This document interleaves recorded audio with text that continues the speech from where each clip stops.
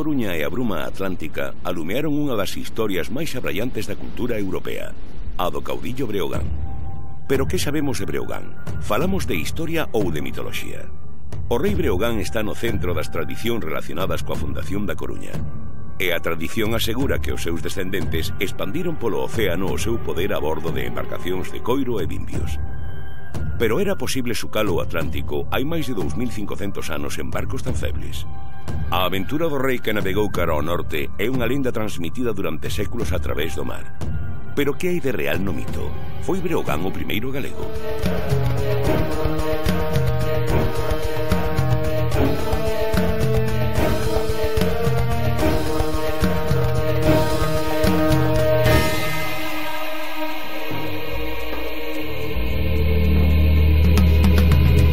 O explorador comeza a súa investigación acudindo a Bieito Romero, líder do grupo Luar na Lubre.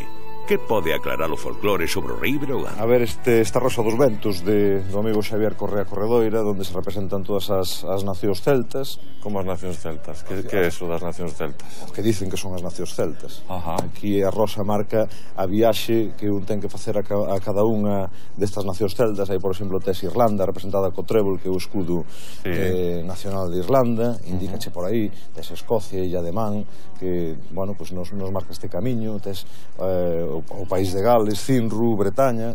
Bueno, e aquí estamos, que somos un pobo celta máis. Galiza, que está para este outro lado. Aí temos a Coruña, no? A Cuncha de Santiago, que marca o camiño para a nosa terra. E todo isto os pés da Torre de Hércules. Os pés da Torre de Hércules, que no seu tempo foi Torre de Breogán. Ui, como é eso? Ti non eches falar de Breogán? Si, eu sei que hai un himno, que temos un himno en Galicia que o repite moito, pero non se pode dicir máis. Efectivamente, pois a Torre de Hércules é un nome posterior a que se lle puxo inicialmente. Isto o escribiron os monxes irlandeses no século XI, fíxate que historia. Naqueles mosteiros, aqueles herdeiros do druidismo, que despois se convertiron ao cristianismo, sabe Dios o que tomaban, o que fumaban, foron exhibindo da tradición oral unha historia fantástica, maravillosa, pseudo real, porque sei o que din, donde se falaba da cidade de Brigantia, que esta Coruña, e da Torre de Breogán, unha torre erixida pois en honor a este caudillo Milesian, anterior aos celtas incluso. Anterior aos celtas. Entonces, Breogán tiña un fillo que se chamaba Ite, unha tarde de verán, subiu a esa torre, e desde aí albiscou a silueta dunha illa que despois botou os seus barcos e resultou ser Irlanda. Eu teño unha teoría, desde aquí a illa que se ve, como podes ver, son as Isargas, ali ao fondo. Entonces It, eu creo que confundiu Irlanda con aquela illa que se ve ali, botou os barcos ao mar e as correntes levárono para arriba, e según os monxes irlandeses descubriu Irlanda. E según eles tamén, os Milesians, que foron se partiron de aquí, somos os últimos, ou foron os últimos invasores da illa de Irlanda, porque eles comentaban as diferentes invasións que foron chegando alá. Isto está escrito no Leabar, Gabala e Irean. Ui, dimo máis lento que non... Leabar, Gabala e Irean, o libro das invasións de Irlanda. O sea, que se consigo ese libro xa teño un poquinho a historia para mí, non? Alucinante. Unha historia preciosa, que ademais nós con Luar na Lubre fixemos unha especie de banda sonora, sobre todo desa parte dos Milesians, que plasmamos neste último disco en Mar Maior, e de alguna maneira pois contamos toda a lenda dende a chegada dos Milesians aquí, dende Exipto, que viñeron atravesando toda a península, a creación da cidade de Brigantia, o levantamento desa Torre de Breogán e a chegada dos Milesians a illa de Irlanda, que, según nos indica esta Rosa dos Ventos, está por aí. O explorador quere saber máis do Leabar Gabala, o libro das invasións de Irlanda. É posible que xentes de Galicia chegaran a Irlanda en barcos centos de anos antes do nacemento de Xesucristo? Poderá sacalo de dúbidas o libreiro coruñés Manuel Arenas. Estiven con Bieito Romero. Me dixo que hai un libro que se chama O libro das invasións, que explica un poquinho todo o tema de Breogán e do que pasou, pero... Creo que teño un... Telo. Voy a mirar. Veña. Vamos ben por aquí. Vamos a mirarlo. Bueno, explorador, teño... creo que está aquí. A Leabar Gabala, o libro das invasións. Este libro o que creo que buscas para a túa investigación. De que invasións? Invasións de Irlanda. Foron moitos, como irían, porque... Bueno, non foron ni en barco ni en avión, pero foron en unha barca de coiro hecha de cáñamo, e, bueno, pues ese foi o o histórico viaxe que realizaron ás costas de Irlanda. Ten a barca que estará fundida... Se te acercas ao castelo ali no Museo Arqueolóxico da Coruña, encontrarás, en este caso, unha reproducción, esa barca que te levará a esa futura invasión irlandesa. O explorador ven de confirmar que o libro das invasións de Irlanda relata as expedicións do clán de Breogán na procura daquelas terras. Tamén asegura que os milesios, descendentes de Breogán, foron os invasores que determinaron o futuro de Irlanda. É posible que aqueles galegos prehistóricos sucaran o Atlántico en barcos como este que acaba de atopar no castelo de Santo Antón. Neste museo arqueolóxico deben ficar algunhas respostas. Quen construiu esta embarcación? Hola. Hola. Hola, son Ana, técnico do museo. Hola. Levo un anaquiño véndote por aquí mirar esta borna, esta barca, non sei se tes algunha dúbida sobre ela. Teño moitas, e que veño da librería Arenas de falar con Manuel Arenas, o propietario, e resulta que me dixo que aquí no Castelo de Santo Antón había unha reproducción dunha barca que iría, supostamente, de Galicia a Irlanda, bueno, levando o fillo de Breogán. Bueno, contome unha historia, estaba mirando, pero, bueno, para facer viaxe por mar non vexo eu esta embarcación, non sei se será esta. Pois, bueno, sí que esta, sí. Esta é a Borna. É unha barca, unha reproducción dunha barca concretamente da Idade de Ferro, unha barca prehistórica. Se te fixas, está feita con materiais orixinais, son endebles porque eran os que tiñan neses momentos. Dimbios entrelazados, madeiras pois para facer os asentos, os remos, bueno, os cestos e demais. De feito, son todos os orixinais que empregaron na utilización desta barca. Dígoche porque esta barca flotou, é dicir, esta barca fixo un viaxe. Un grupo de estudantes e investigadores alá polo 1974 proxectaron unha viaxe chamada Breogán, sería o nome que lle deron, e por suposto reproducirían esos viaxes que a lenda de Breogán e Iz contan, esos viaxes dende Galicia bordeando toda a costa, porque pensa que claro, non é unha barca de altura, terían que ir bordeando todo o que sería o marítimo, toda a zona da costa, e non tiñan vela porque non existía daquela, non? Utilizarían, claro, os remos. Estes mesmos que aquí ves son os que eles proxectaron para facer esa ruta marítima ata Irlanda. E foron, pois, ata as Illas Cíes, foron dende Vigo ata Coruña, e ao chegar aquí a Coruña, despois dese periplo, reproducindo os viaxes atlánticos que se facían nese momento, a barca, pois, quedou aquí, custodiada neste Castelo de San Antón, neste museo arqueolóxico, e que, ademais, vennos moi ben porque nos axuda a entender un pouquiño, pois, esas relacións atlánticas comerciais que existían xa, pois, dende a prehistoria. O explorador localizou a Xesús Franco, piloto da expedición Breogán. A Borna, que foi un barco experimental que se fixo, era un barco para andar polas rías, pero posteriormente, e seguindo unhas esculturas rupestres que atopou Fernando Alonso Romero, que é o pai da criatura, o pai do proxecto Breogán, pois se fixo un barco xa con outras características de altura, que se podía facer navegaciones grandes. E aquí é onde entra a construción do Breogán.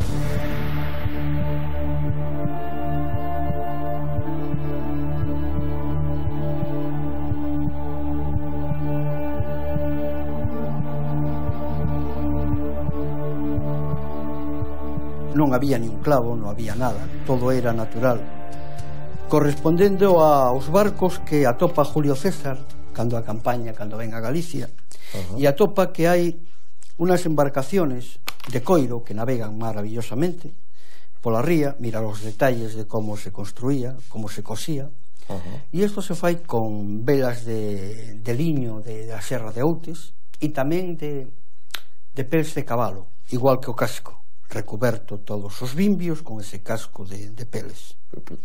Como iba ese barco? Como navegaba? Se deslizaba, máis que unha navegación, o barco mete a proa no mar e vai avanzando. Este non, este casi voaba, se deslizaba polo aire. Ademais notabas o mar debaixo dos pés, notabas como as ondas se te movían. Navegaba muitísimo. O único que había un problema, logo lastramos con pedras, era de que un barco sin orza deriva moito, cae moito, abate moito. Ese é un problema. Ti queres poñer unha proa ali e podes ir con a proa ali, pero te vas deslizando, te vas apartando dela e te vas caendo, o que se chama derivar, non?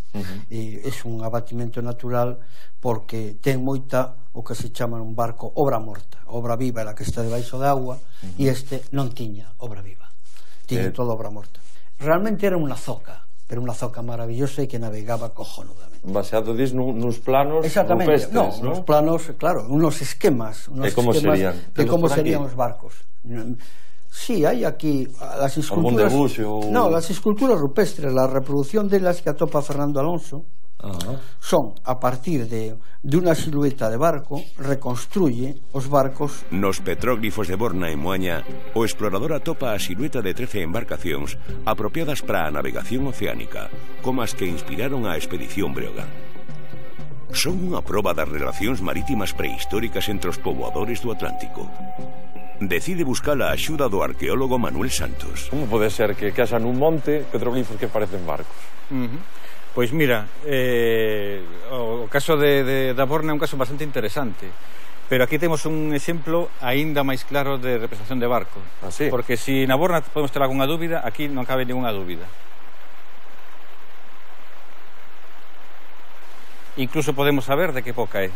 Mira, se te fixes aquí, ves estes surcos. Ves, aquí tes o que podría ser a popa dun barco, aquí o casco, aquí falta un cacho a pedra que a principios do século XX, buscando un tesouro debaixo desta pedra, dinamitaron este parte do petroglifo e mira, por aquí continúa o casco do barco, aquí temos a proa, coroada por unha especie de decoración circular, e aquí toda unha serie de elementos que compoñen o que toda a estrutura dun barco que, según os expertos, tería unha antigüedade aproximada de 3.000 anos, algo máis de 3.000 anos. Que orixe ten? De onde viría este? Eso casi o máis interesante e o máis sorprendente de todo. Porque, según estes mesmos investigadores, podría vir do Mediterráneo, de sitios tan lonxanos como Grecia, precisamente da cultura micénica. Pode ser un barco ben de exploración que, pois moi posiblemente, dado que está aquí representado, pasou hai 3.000 anos por diante das costas de Olla, por diante das costas da actual Galicia. Un barco mediterráneo que de repente cruza polas costas de Galicia. Que atoparían aquí que lles interesase? Es que estamos falando dunha época na que o bronce é un elemento fundamental na economía e podemos chamarlle da industria desa época. E, como sabes, para a produción de bronce fai falta cobre e fai falta un mineral, un metal bastante, en certas zonas bastante raro, pero en cambio moi abundante en Galicia, que é o estaño. Galicia estaba na mítica ruta do estaño. Entón iso atraeu a moitas culturas do Mediterráneo na procura precisamente dese metal. Como tal, moi valorado nese momento. E posiblemente comerciantes micénicos de Grecia puderon chegar hasta as costas da Península Ibérica, das costas de Galicia, na procura precisamente dese estaño. E ti crees que subirían un poquinho máis arriba? É posible, pero non creo que moito máis. Pero precisamente porque Galicia puido servir de enlace entre as culturas dos outros povos do Atlántico máis ao norte, das Illas Británicas, e as culturas mediterráneas. Galicia sempre funcionou históricamente como un enlace entre esas dúas grandes rexións, e sobre todo tamén por unha cousa, por a presencia das rías, que son auténticos portos naturais que favoreceron, é un lugar de parada obrigatoria, non? Para calquera comerciante que viaxe por mar na antigüedade, non? Manuel, Breogán que relación podría ter con este petroglifo? A ver, Breogán é unha lenda, non? É un mito, non sabemos se realmente existiu alguén chamado Breogán. Tampouco poderíamos negalo rotundamente. Hai que pensar que por algunha razón os que redactaron o Levar Gabala e os que crearon todas as lendas que foron registradas despois no Levar Gabala, por algunha razón pensaron en Galicia e non pensaron noutro sitio. Puderon facer que Breogán vivise na Bretaña francesa ou en Escandinavia ou en Marrocos, pero preferiron que, por algunha razón, que estuvera no noroeste da península. Eu creo que eso non demostra nada, pero é un indicio que nos pode levar a pensar que efectivamente existían unhas conexións entre o noroeste da Península Ibérica e Irlanda, neste caso, non?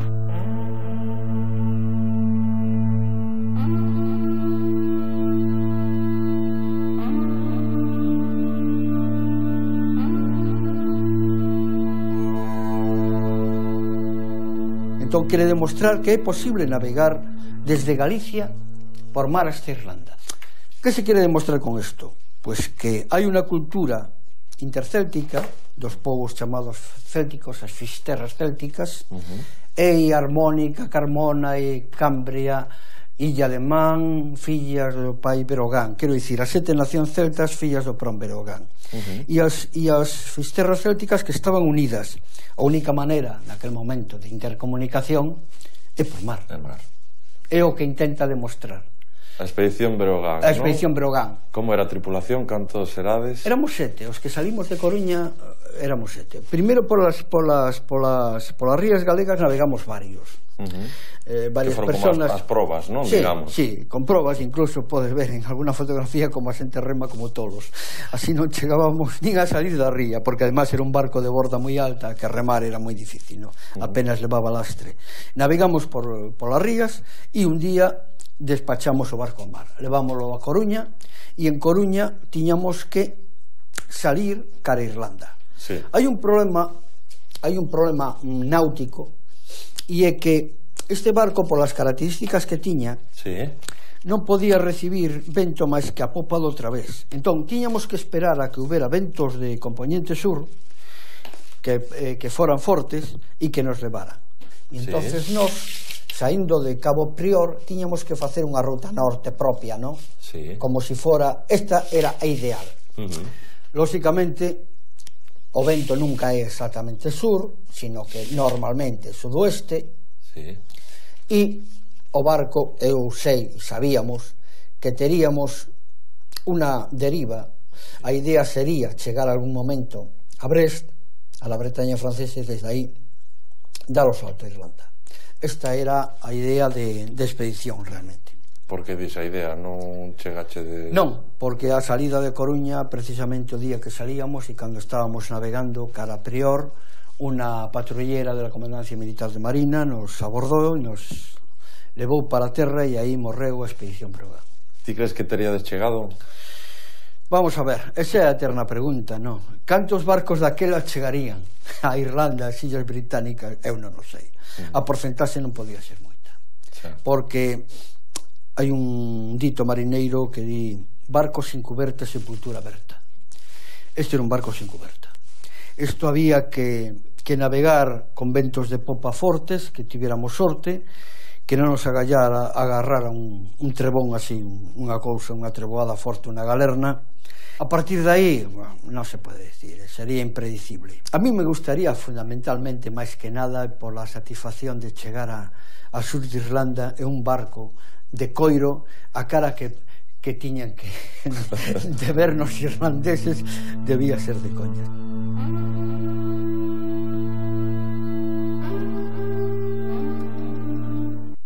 Porque os expertos relacionan a Breogán coa cidade da Coruña.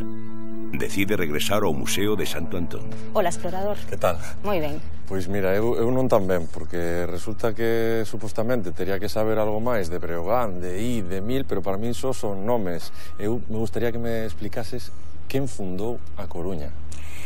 É normal que teñas confusión, porque son moitas as lendas que rodean esta fundación da cidade da Coruña, de Brigantium. Todas están ligadas normalmente á Torre de Hércules, o Faro Brigantium, porque sabes que é, por suposto, un monumento que marca a historia desta cidade.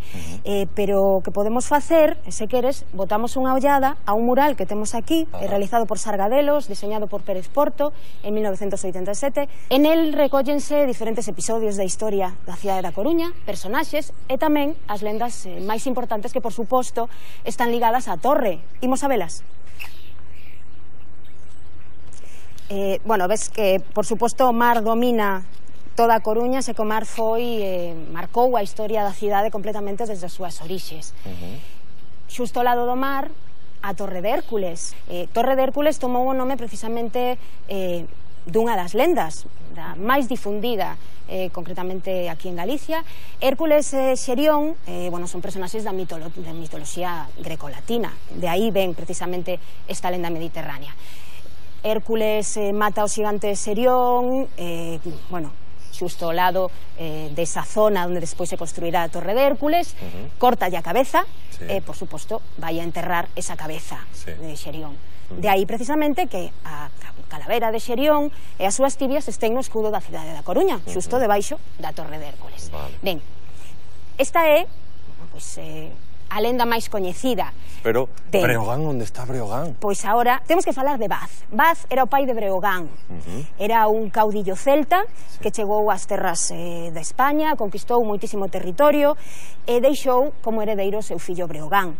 Conquistou concretamente a zona de Galicia, aquí chegou e asentouse e fundou a cidade de Brigantia.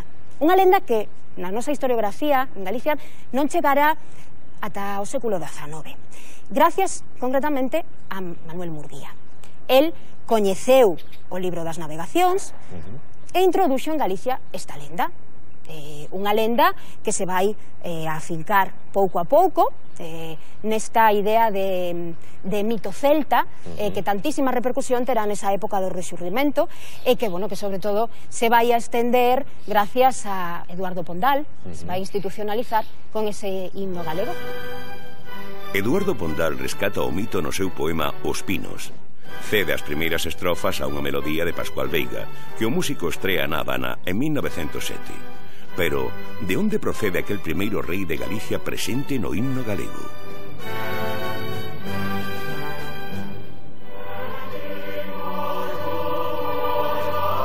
O explorador quere saber máis sobre a orixe do mítico guerreiro. Quedou ao pé da Torre de Hércules co museólogo Felipe Senén. Como se fraguou o mito de Breogán? Esa estatua de quen é?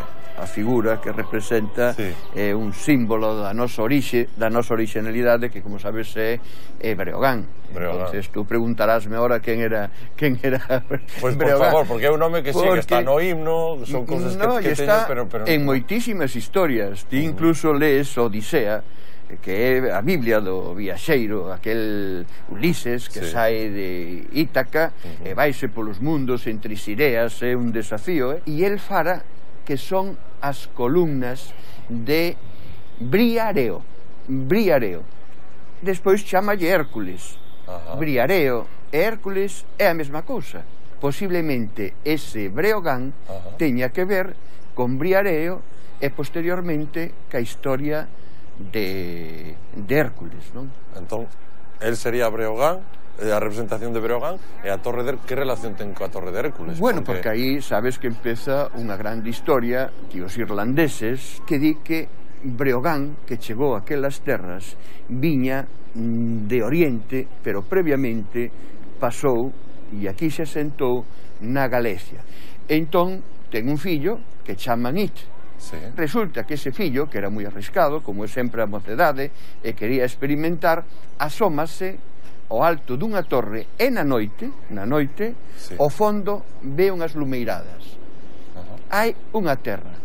Dille a seu pai que quere ver esa terra, que quere descubrila. Nunhas barcas, que seguramente eran das antigas, que describen os propios romanos cando chegan aquí, feitas de coiro e de vimbio, fai ese periplo. Descubre a terra dos Tuata de Danán. Esa terra daranlle incluso o seu nome, non? A terra de It's Land. Pero claro, ali créanse ciúmes cos Tuata de Danán, cos indígenas, e asesinan ao propio It, o fillo de Breogán. Entonces chegan noticias de Breogán a Galicia. Entón Breogán colle a súa tropa, colle os seus cetros, símbolos do seu poder que herdara daqueles orientais, pedras con moitísima historia, e vaise a conquista de Irín.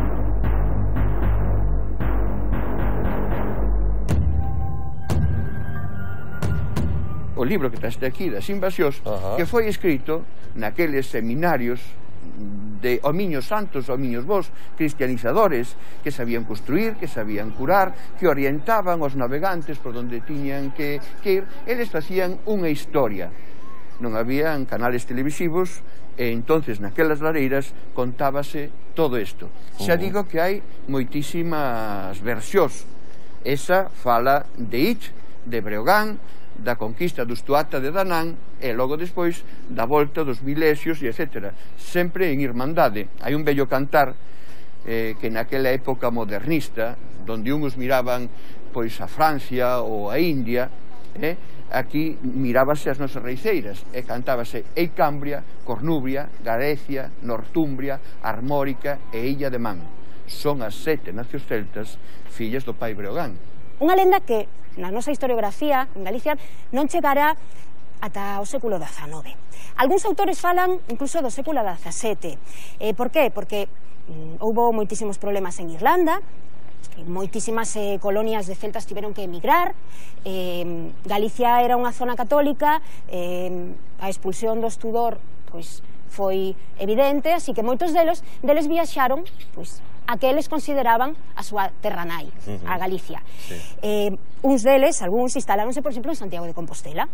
Ali fixeron o que se chamou o Colexio dos Irlandeses. O Colexio dos Irlandeses funcionou durante 164 anos co obxectivo de contrarrestar a reforma protestante anglicana. O sacerdote Carlos García Cortés coñece a súa historia. Este foi o solar do antigo Colexio de Irlandeses de Santiago. E como chegaron aquí os irlandeses? Viñan as escondidas. Eran xente xoven que se querían preparar para ser despois ali misioneiros, sacerdotes e tal. Entón, normalmente eran xente con medios, claro, se non o podían facer, apoiados pola monarquía española. Era unha maneira de estar contra as pretensións de persecución protestante que había en Inglaterra en aquel intre. Entón se preparaban aquí, despois regresaban ali e exercían o seu ministerio así casi en plan secreto.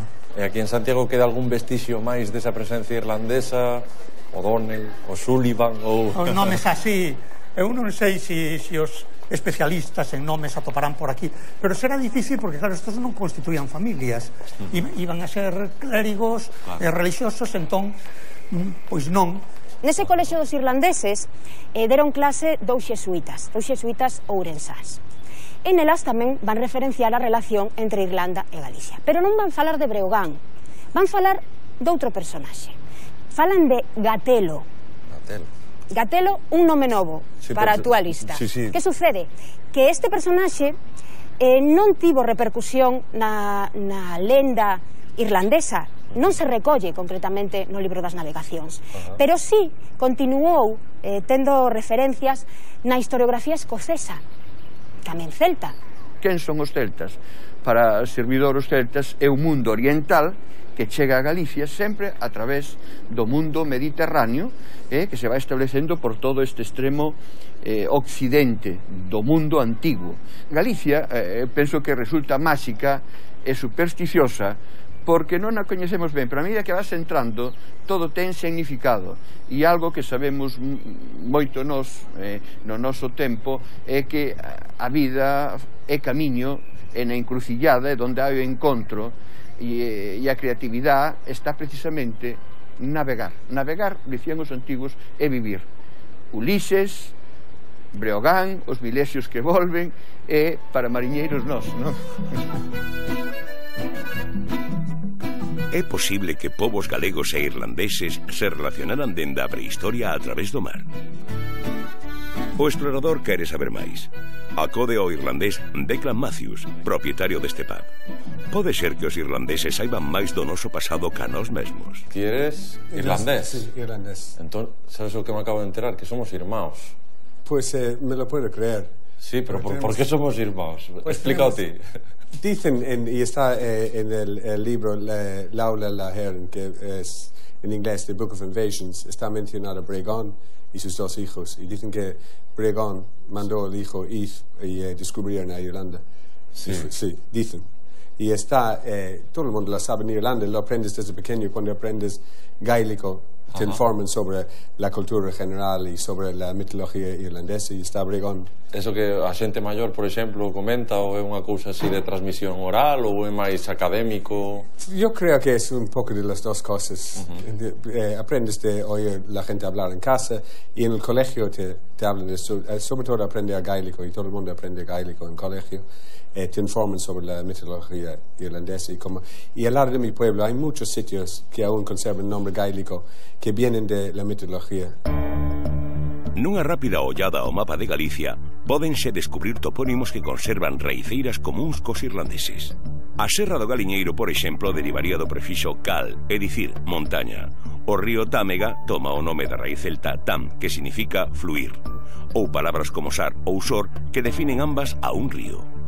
É a toponimia unha proba máis das antigas relacións entre os povos atlánticos. Santa Cristina de Nemenzo. Efectivamente. Pois contame. Pois é un topónimo bastante curioso, non é moi frecuente en Galicia, e sabemos que deriva dun termo celta, de lingua céltica, que é Németos, que significa bosque sagrado.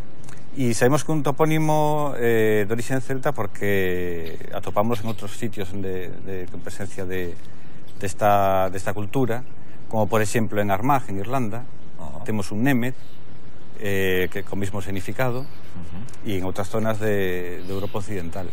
Digamos, hoxe en día o que coñecemos, conservamos por documentación topónimos antigos como Brigantium, por exemplo, e Briga, que vendría a significar castro, unha fortaleza, pero actualmente ese topónimo evolucionou ata que hoxe é moi común as terminacións en bre, como Cambre, Barallobre, etc. Incluso nos apelidos tamén. Claro, os apelidos son toponímicos.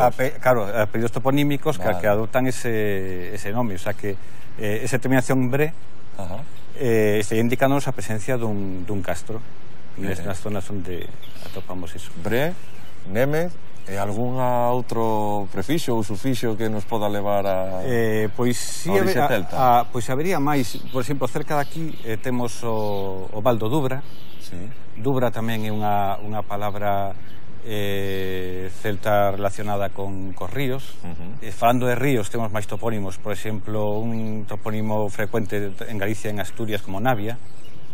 Navia é unha deusa celta que aparece registrada en inscripcións de época galaico-romana. O mismo Arentia, outra divinidade relacionada cos ríos, e atopamos, por exemplo, o río Arenteiro. Pois Manuel, contame, que pode ter que ver que teñamos nomes semellantes aquí en Galicia e en Irlanda, por exemplo? Por que eso?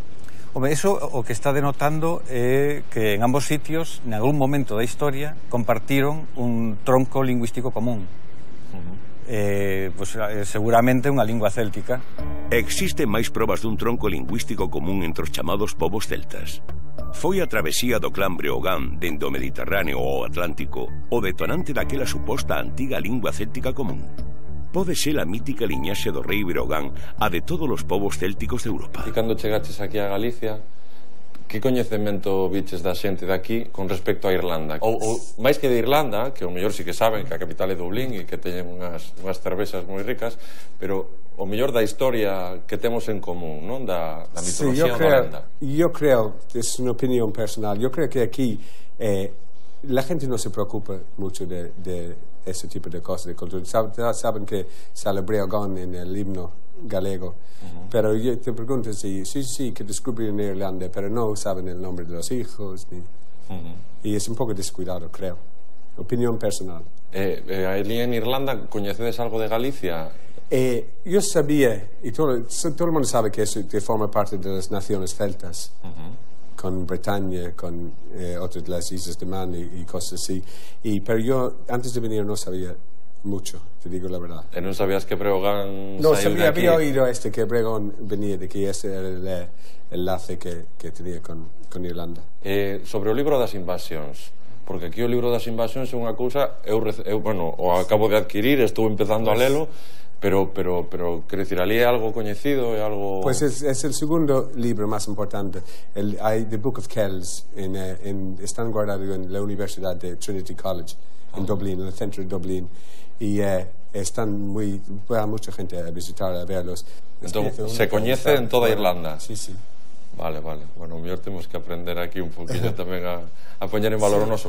De todas maneiras, que máis cousas temos en común? Ou que cousas temos en común os irlandeses e os galegos? Irlanda, igual que aquí, está lleno de dolmenas. Yo no sé si hay más aquí que en Irlanda, pero está ahí. La costa irlandesa, el país, el tiempo, son muy parecidos. El retranco galego, yo creo que eso viene de Irlanda. Esa ironía, esa retranca es semejante, sí.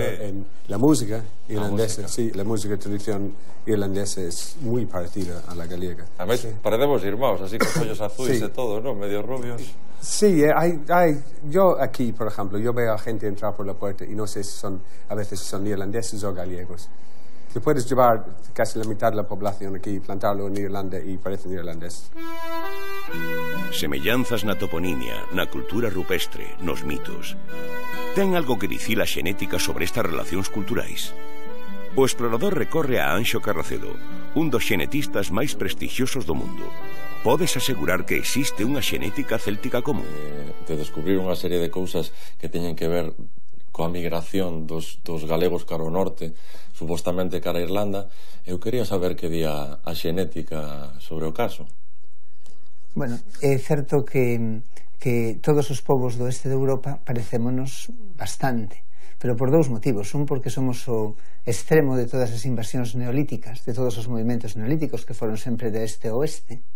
Estamos menos diluídos por outras invasións que non chegaron. Non nos misturamos tanto. Non nos misturamos tanto.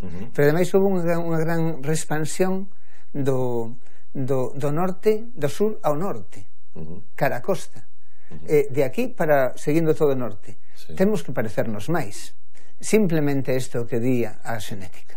Falaban celta, pois non sei se fai 7.000 anos falaban celta. Chamábanse Breogán de nome de pila, pois tampouco sei. A min isto non me compete para nada.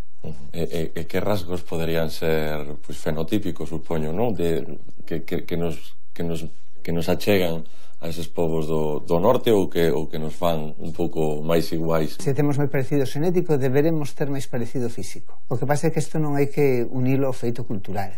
A xenética pode decir eso, nada máis, pero non pode falar de, por exemplo, de se esa xente falaba celta ou deixaba de falar. Porque unha cousa son as culturas e outras son os individuos. En Camariñas fan encaixe de bolillos como en Irlanda, pero non vende fai 5.000 anos, é a impresión. A xenética non pode falar deso, pode falar de outras cousas, como as que che conto. O explorador xa sabe que a xenética só fala das persoas, non das culturas. Por tanto, nada ten que probar sobre as relacións prehistóricas entre povos atlánticos. Decide continuar as súas pescudas. No Concello da Coruña ten unha cita con Mark Gusing. Que querería dicir este profesor inglés cando lle asegurou que Breogán é inseparable dun obxecto moi viaxeiro que se custodiou en Brigantia? Hola, Marc. Hola, que tal? Moi ben.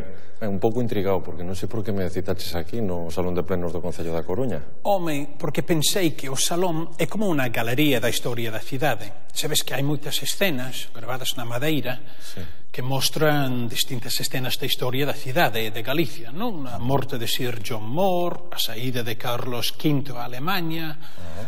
Pero a escena que máis nos podería interesar aquí é precisamente esta. Que se te fixes, hai 4 homes vestidos un poquinho de egipcios, que non é o máis adecuada, pero o máis importante aquí é o que levan entre eles. E que levan? Que, como ves, é un bloque de pedra. Este é precisamente a pedra de destino. Chegou a Coruña, pero dende onde? Home, supónese que dende Medio Oriente, que según a lenda truxeron aos fenicios. Por que? Porque según a lenda máis antiga, esta pedra foi a almohada de Jacobo na Biblia, no relato de Xénesis, na Biblia, cando di que el quedouse a dormir e viu a escaleira ao ceo, e a mesma pedra esta foi a pedra que utilizou para a súa cabeza. E que tiña algún poder esa pedra? A pedra de destino sempre digo eu, non? Que ten como dous niveis distintos. A nivel físico, é un bloque de pedra, arenisca. Ten un par de cruces e nada máis. É un obxecto feo, realmente feo. Entón, eso nos leva ao segundo nivel, que é o nivel, digamos, do simbolismo. Por qué? Porque si... E isto sí que é certo. Xa deixamos outros un pouco ao reino da lenda. E todos os reis e raíñas de Inglaterra, dende o siglo XIII, séntanse encima da pedra para a ceremonia da coronación. É curioso, hai unha cadeira, unha silla, que ten un oco debaixo. E a pedra vai metida. O valor simbólico da pedra do destino segue vixente.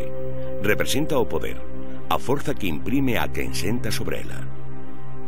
En 1953, Isabel II cumpriu coa tradición e se coroou sobre o bello trono que contén a mítica rocha. Porque os monarcas británicos se apropiaron dun símbolo alleo. Os británicos puxérona para mofarse, como fan os imperios, donde poñer as súas posadeiras.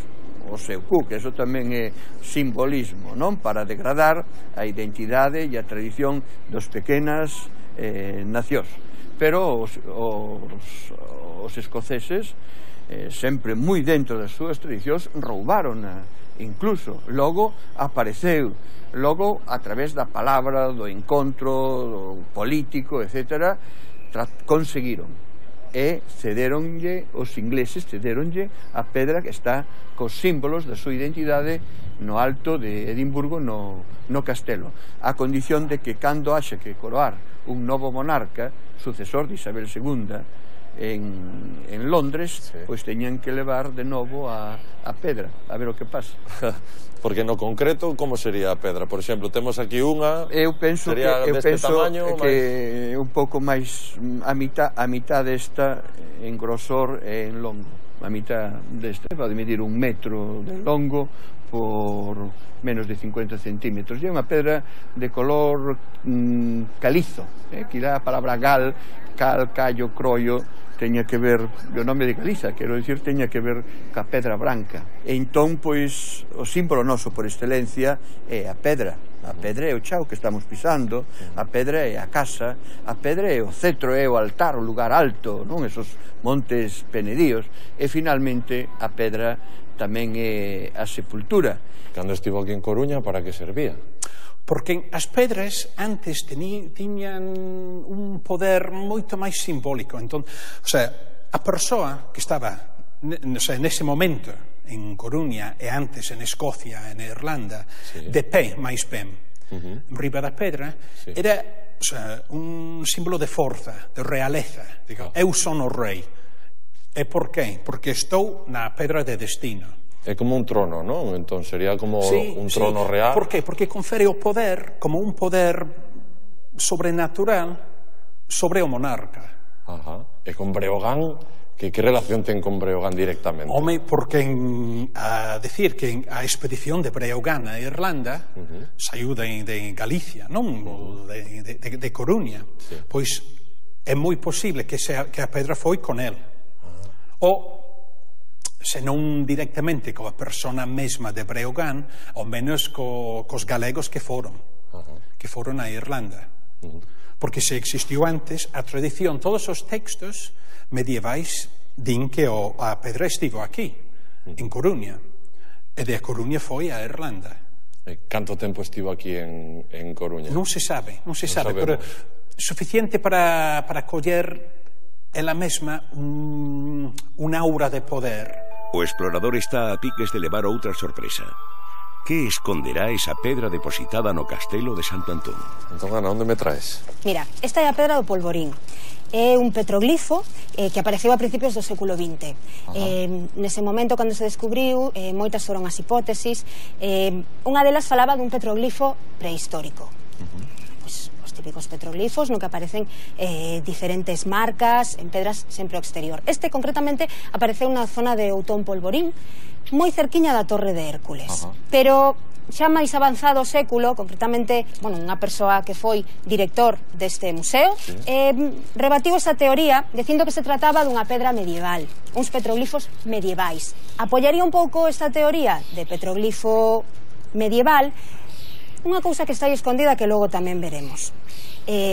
Xunto, evidentemente, coas cruces que vemos aquí representadas. Te fixas? Temos cruces sobre círculos e triángulos. Eso é unha representación do Calvario.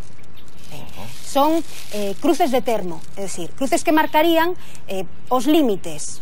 Os límites, pois, por exemplo, desta época medieval na que estamos a falar, das zonas dos castillos, por exemplo, os termos da Torre de Hércules. Se te parece, imos descubrir unha figura. Onde? Aquí? Aí vai, aí está. Que estás manchando? Agora o verás. Vamos facer maxia.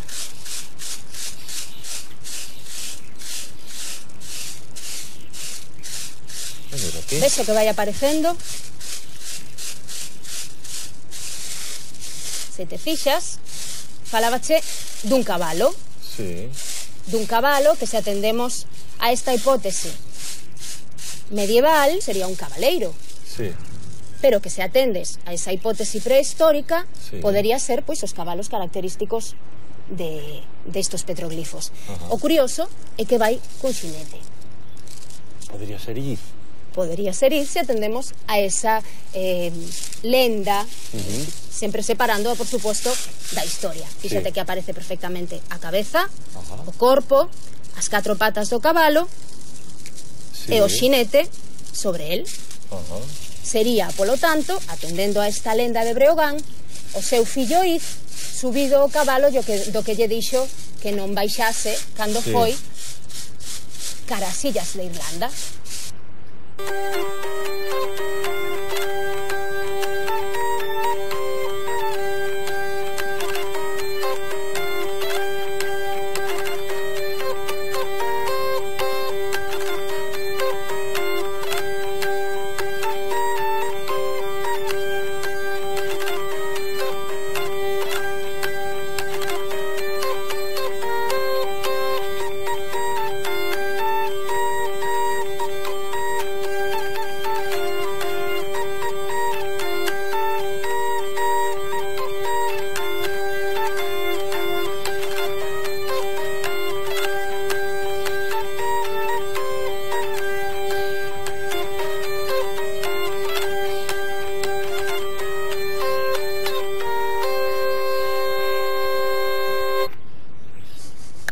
Bravo.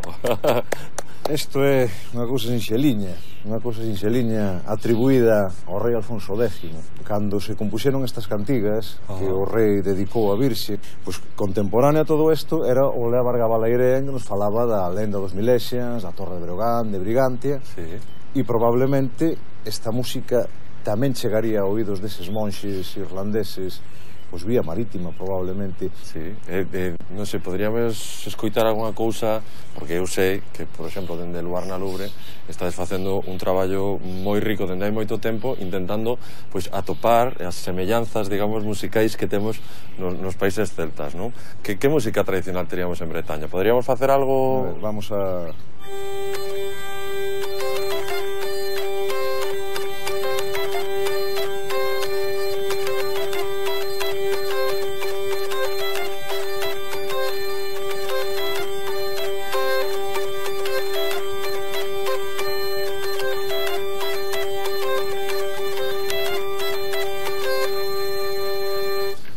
Ganando, eso é galego. Parece, pero non, é bretón. Fíxate, isto é o que bailan os bretóns nas súas festas tradicionais. E a xente baila collida dos dediños, son grandes fábricas de humanidades, as fesnoz que lle chaman eles, festas nocturnas, e é todo con música propia. E este precisamente é un dos ritmos que se bailan nesas fesnoz, é un ritmo que lle chaman andró. E despois xa se nos vamos a Irlanda. Imagina que chegamos nesa viaxe. Bueno, en Irlanda completa hai unha canción que se chama Orosea do Baile, que é unha das cancións máis populares e que se aprende nas escolas, e que a ver se me sale. A ver...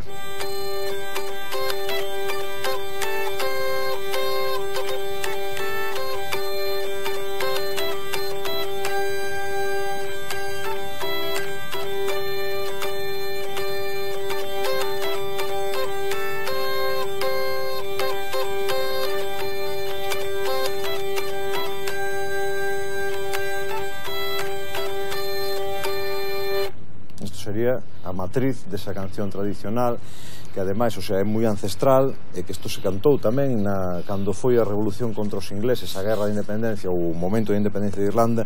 Este era un dos himnos tradicionais propios dos irlandeses. Imagínate que alguén que non sabe solfeo ou non sabe armonía nos está escoitando agora, como lles poderíamos explicar as semellanzas musicais fácilmente, non digamos así, entre Irlanda e Galicia? Como as poderíamos resumir? Bueno, son povos moi percutivos os dous, non? Moi percutivos, onde eses ritmos base son un pouco a esencia, non, fundamental. A gaita une moito, por outro lado, pero despois hai unha cousa que é fundamental, que é o sentir das xentes. Ti é unha persona galega, tocas unha giga irlandesa e le dicen, coño, que muñeira máis xeitosa. E a un irlandés tocas unha muñeira e sintes identificados como se fora a súa propia música. En definitiva, este mar que temos detrás, este paisaxe, este clima, é o que nos fai ser máis ou menos celtas. E dieito, para rematar, algún tema de Mar Maior poderíamos escoitar a zanfoña ou tamén é moito lío? No, de Mar Maior con zanfona podeche tocar un fragmentiño dun tema que se chama Camiño de Caión. Este é unha cantiga tradicional que aprendimos ali, a ver se me sale tamén. Existiu realmente Breogán, porque os irlandeses escolleron Galicia como lugar de orixe dos seus conquistadores. O certo é que a lenda do rei Breogán serviu de ponte entre dúas culturas que gardan moitas semellanzas entre sí, como si ambas manaran daquel remoto Fogar de Breogán.